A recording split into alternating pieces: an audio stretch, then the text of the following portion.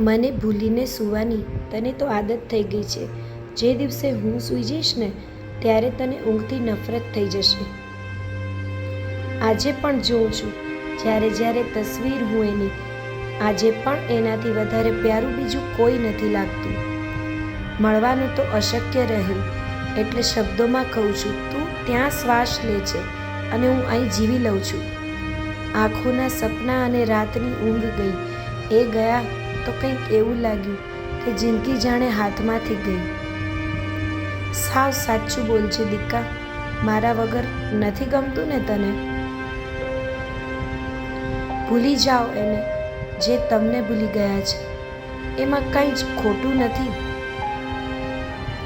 મને તારી સાથે વાત કરવાનું મન તો બહુ થાય છે, પણ પછી વિચાર આવે છે કે મારી ખુશી માટે તને તકલીફ આપવી એ ખોટું કહેવાય. ખબર નહીં કેમ આટલા દુઃખ સહન કર્યા પછી પણ મને એ વ્યક્તિથી નફરત જ નથી થતી.